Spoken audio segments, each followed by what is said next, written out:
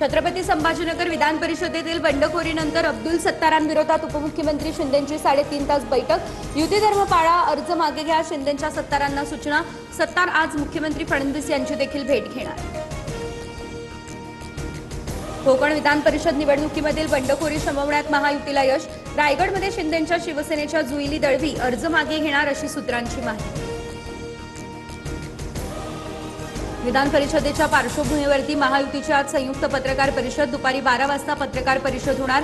3 ठिकाणच्या बंडखोरांची नाराजी दूर करण्यास महायुतीला यश। शेतकरी कर्जमाफी योजनेला राज्य मंत्रिमंडळाची मंजुरी। 36,585 कोटी रुपयांची कर्जमाफी मिळणार। 56 लाख शेतकऱ्यांचं 2 लाखांपर्यंतचं कर्ज होणार माफ। आचारसंहितेमुळे निवडणुकीनंतर घोषणा, फडणवीसांचीही माहिती। मुख्यमंत्री फडणवीस यांचं मंत्रिमंडळ बैठकीत मंत्र्यांकडून अभिनंदन। कर्जमाफीच्या निर्णयानंतर मंत्र्यांकडून टाळ्या वाजवत फडणवीसांचं कौतुक। शरद पवारांच्या राष्ट्रवादीचं आज नवी मुंबईमधील सिडको प्रदर्शन केंद्रात सरकार विरोधात आंदोलन। महागाई, इंधन दरवाढ, बेरोजगारी विरोधात मोर्चाचं आयोजन। तर सुप्रिया सुळे, रोहित पवार, शशिकांत शिंदे, जयंत पाटील आव्हाड या आंदोलनामध्ये होणार सहभागी। गुजरातमध्ये सुरत धुळे महामार्गावरती भीषण अपघात। 2 बसच्या अपघातामध्ये 7 जणांचा मृत्यू।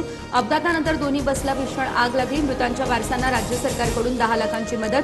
पंतप्रधान मोदींनीही केला शोक व्यक्त।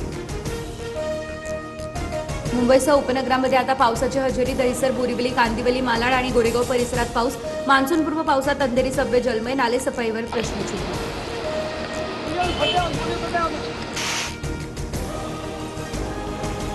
पुण्यातील विषारी दारू मृत्यू प्रकरणामध्ये सीआयडीनं केली मोठी कारवाई।